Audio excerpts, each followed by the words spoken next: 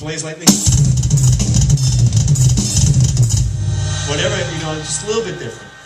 And in order to do that, I think you have to explore all these combinations and permutations of each one of these patterns, And again, group of 4,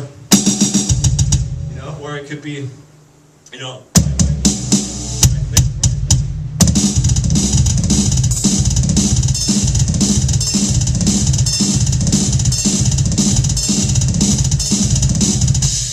left, left, right, right, right, left, right.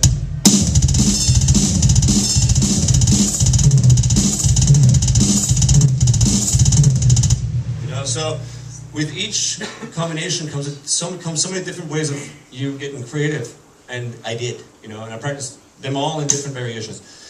And at that point, when you have these question-answer sort of exercises, you have to bring your feet up to the same level as your hands. Otherwise, you can't keep up,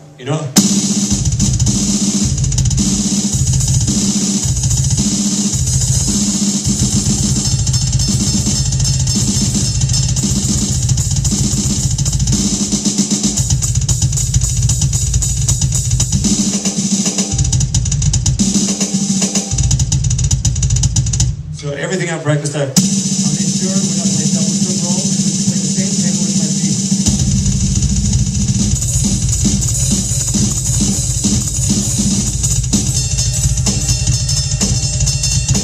And all the rudimental exercises.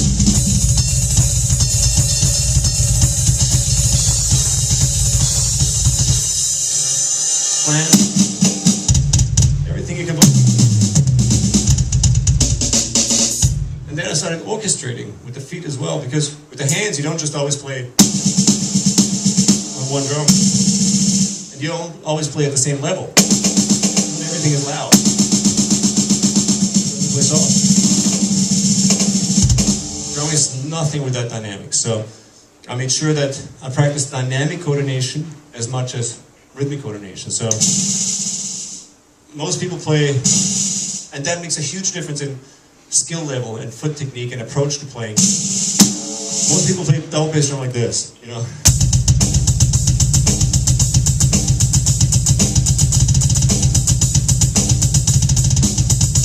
Very, completely undynamic. 16 notes. But you would never do that with the hands. You would never just play.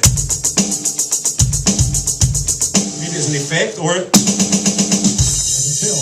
But you would always go something dynamic. Because there's a rhythm, and you don't know whether these are 16 notes or 8 notes, right? Who knows what these are? Nobody, because you don't know. It could be anything. As soon as I add dynamics, oh, here's a cycle, or I can do. You go, oh, that's a triplet. Or you go. So dynamics add to the rhythm. On the drums, we only have 2 pillars of music, that kind of hold up our performance. It's rhythm and melody. We don't have anything harmonic here, nothing melodic, nothing. It's a rhythm machine. So rhythm without dynamics, completely worthless. So you only play loud with the biggest drum in the drum set, the bass drum, is really dumb. So instead of going play everything loud, I wanted to play dynamic, like with my hands. Whatever, and started playing dynamic patterns.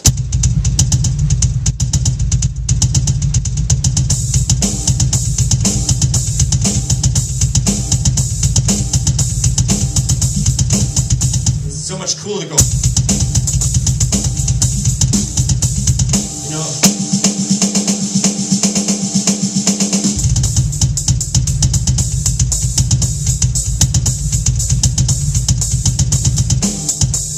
So it just, that meant I had to switch between heel up, accent playing, and heel down, non-accented strokes. And that affected very much the way I play, and I use foot technique today, because I always play a combination of heel up and heel down in order to play dynamically. So when I play a roll, I place accents that are much louder than the roll itself.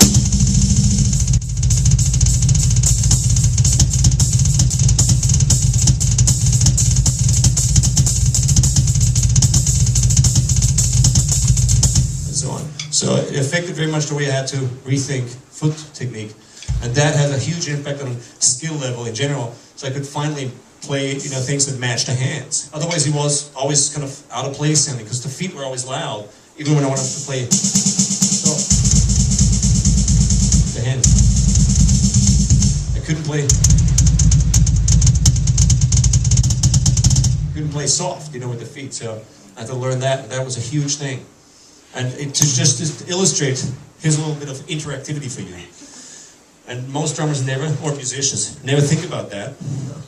There's rhythmic coordination. You know, you can play 5/16 or 10/16 with your feet. Or 5. Let's play 5/16. 1, 2, 3, 4, 5. Okay? 1, 2, 3, 4, 5. 1, 2, 3, 4, 5. I've been playing with my group of 3 here. 5 here, or 7. And I can change it up to anything I want. And I've learned that it's very complex and whatever, but I've practiced all that because no TV, no girlfriend. You can do all that. That's rhythmic coordination, independence and interdependence. But there's also a thing called dynamic coordination, and I want you to try this. Try this. You can do that sitting down without any drums at all. Try to clap with your hands and stomp with your feet. And I want you to clap a soft stroke like this. Okay? At the same time, I want you to stomp on the floor with your right foot really hard at the same time like this. Okay? Loud stomp, soft clap. Okay? Very good. Soft clap, loud stomp. Then reverse it and clap loud and play really quietly with the foot. Like this. Quiet with the foot. Super quiet, like this. Look at my foot. Like this. Okay? But clap loud. Exactly. And then go one on, one off. So you go. Okay? Try that. In time. Just do it slow. Do it slow. Take your time. Just try this. Loud, stomp, soft. Loud, soft. Loud, soft. Okay, soft on here, loud here. And then the reverse. Just try that.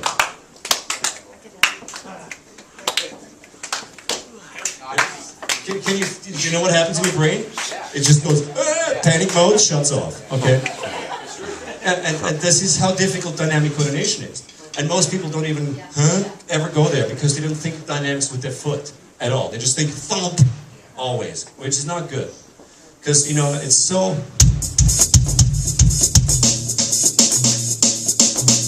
So play that on 2 snare.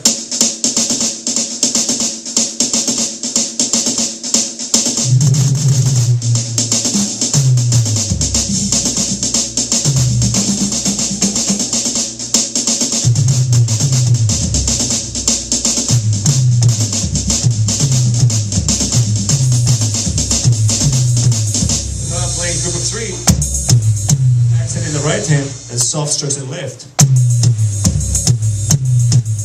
I'm here playing a cycle of whatever it is, 4.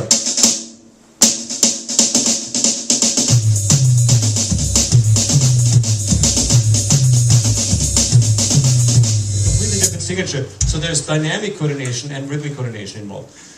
And that makes it a lot more complex, and it requires you to be able to play not only rhythmically fast and complex with your feet, the same level as with your hands, but also dynamically. And that's the tricky thing. So that's fairly easy, you know, compared to all the dynamic stuff, you know. And then orchestration on top of that. Because, you know, you take a paradiddle with the hands, for example.